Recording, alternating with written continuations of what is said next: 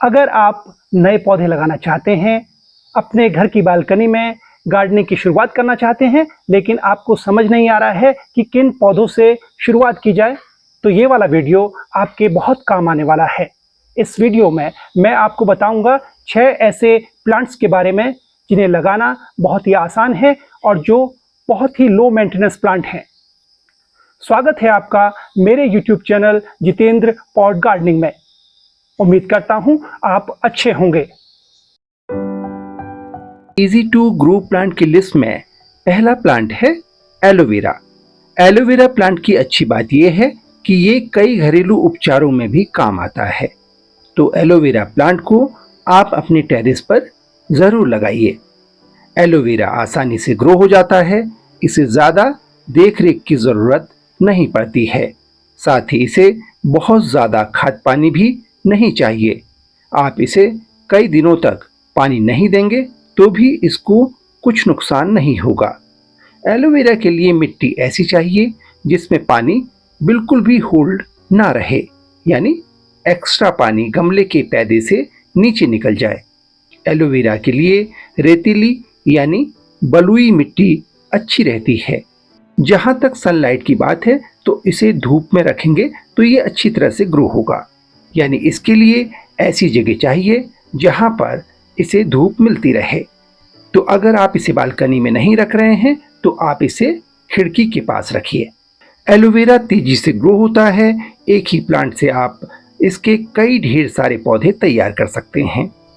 इसे आप किसी चौड़े पॉट में लगाइएगा क्योंकि इससे ढेर सारे नए पौधे निकलते रहते हैं।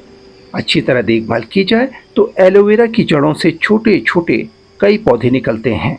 कुछ ही दिनों में आपका पूरा गमला इन नए पौधों से भर जाएगा। एलोवेरा को अच्छी तरह ग्रो करने का एक ही टिप्स है, इसे पानी कम मात्रा में दें, यानी पानी का ध्यान रखना बहुत ज़रूरी है। ज़्यादा पानी एलोवेरा प्लांट का दुश्मन है, इसकी जड़ें सड़ सकती हैं। मेरी लिस्ट में दूसरा प्लांट है snake plant. Snake plant hard condition में आसानी से होने वाला प्लांट है। इसकी खूबी ये है कि ये सामान्य सॉइल में भी अच्छी तरह से ग्रो करता है। इसे ज़्यादा सनलाइट न मिले तो भी चल जाता है। अच्छी बात यह है कि अगर आप इसे डायरेक्ट सनलाइट में रखें तो भी इसको बहुत ज़्यादा नुकसान नहीं पहुंचता है। हालांकि लगातार धूप में रहने से इसकी पत्तियां पीली पड़ जाती हैं, यानी आप इसे ऐसी जगह पर रखना जहां इनडायरेक्ट सनलाइट आती हो। एलोवेरा की तरह स्नेक प्लांट को भी बहुत कम पानी की ज़रूरत पड़ती है, बल्कि ज़्यादा वाटरिंग से इसे नुकसान पहुंचता है। ये लो मेंटेनेंस प्लांट है, यानी इसे बहुत कम देखभाल की ज़रूरत पड़ती है। स्नेक प्लांट घर के अंदर मौजूद हार्मफुल गैसेस को सोखने की क्षमता रखता है।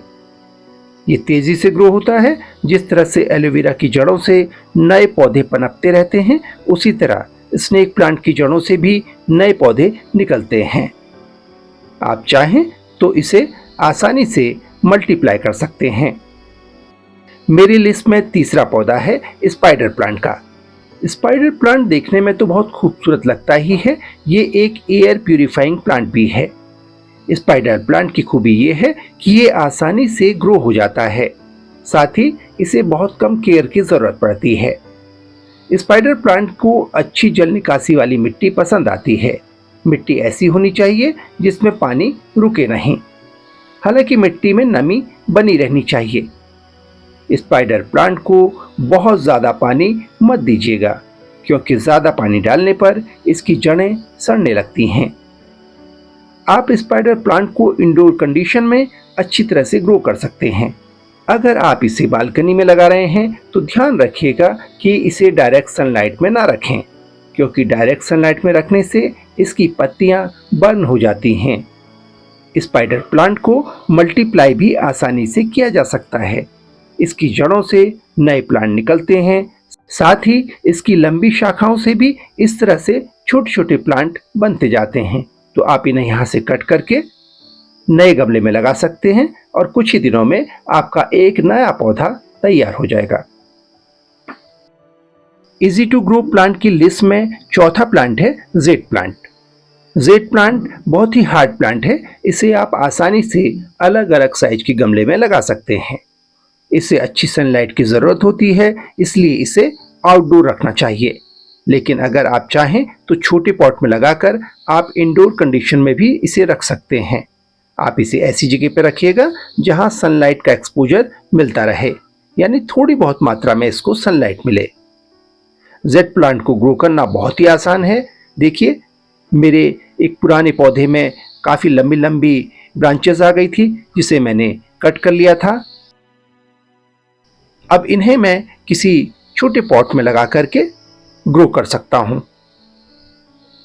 तो ये कटिंग मेथड से आसानी से ग्रो हो जाता है। बस मिट्टी का ख्याल रखना होगा। ऐसी मिट्टी में इसे लगाइएगा जिसमें पानी की निकासी अच्छी तरह से हो जाए। मिट्टी भुरभुरी हो, हल्की हो तो बहुत अच्छा रहेगा। ध्यान रखिएगा कि जेड प्लांट को बहुत कम पानी देना है। एक और प्लांट जो ज़्यादा नखरे नहीं करता है, जिसे लगाना बहुत आसान है, इस प्लांट का नाम है purple heart. Purple heart easy to grow plant है, साथ ही इसे मेंटेन करना भी आसान है। खूबसूरत पत्तों वाला ये प्लांट देखने में बहुत सुंदर लगता है। एक बार अच्छी तरह से ग्रो हो जाए तो ये बहुत तेजी से फैलता है। पर्पल हार्ट को आउटडोर लगाना चाहिए। इसे 1 से 5 घंटे की धूप चाहिए। पानी की बात करें तो इसे कम पानी की ज़रूरत पड़ती है, इसलिए मिट्टी ऐसी होनी चाहिए जिसमें एक्सेस वाटर ड्रेन आउट हो जाए, यानी अच्छी जल निकासी वाली मिट्टी इसके लिए मुफीद मानी जाएगी। ये एक हार्डी प्लांट है और सबसे अच्छी बात यह है कि आप एक प्लांट से इसके कई ढेर सारे प्लांट्स तैयार कर सकते हैं, क्योंकि ये कटिंग से मल्टीप्लाई किया जा सकता है। मेरे लिए इसका छठा प्लांट है डेविल्स बैकबोन। इसकी पत्तियां बहुत खूबसूरत होती हैं। ये पौधा भी काफ़ी स्ट्रॉन्ग है और आसानी से ग्रो कर जाता है। डेविल्स बैकबोन को बहुत ज़्यादा खाद और पानी की ज़रूरत नहीं पड़ती है। डेविल्स बैकबोन के लिए भी पानी का खास ख्याल रखने की ज़रूरत होती है। अगर गमले में ज़्यादा पानी हो जाए तो डेविल्स बैकबोन की जड़ें सड़ सकती हैं, तने सड़ जाते हैं और प्लांट खराब हो जाता है। इसलिए ध्यान रखिएगा कि जिस गमले में आपने डेविल्स बैकबोन को लगाया हुआ है उसमें पानी ज़्यादा ना डालें।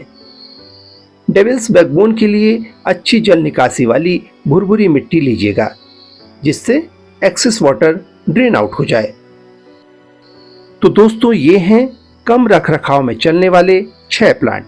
लेकिन आपको कुछ बातों का ख्याल रखना होगा। गमलों में प्लांट्स को लगाने के लिए मिट्टी हल्की होनी चाहिए। मिट्टी ऐसी हो जिसमें नमी तो रहे पर पानी बिल्कुल रुकना नहीं चाहिए। ऐसी मिट्टी तैयार करने के लिए आप normal garden soil, vermi compost, cocopeat और बालू का एक एक हिस्सा ले लीजिएगा। हर एक गमले की मिट्टी में 1 से 2 मुट्ठी नीम की खली भी मिला लीजिएगा। गमलों में लगाए जाने वाले पौधों को पानी कम डालना चाहिए। ज़्यादा पानी से जड़ों के सड़ने का डर रहता है, साथ ही मिट्टी में फंगस लग सकता है। बीच बीच में मिट्टी की गुड़ाई कर दें, इससे मिट्टी ढीली रहेगी और जड़ों तक एरेशन में आसानी होगी।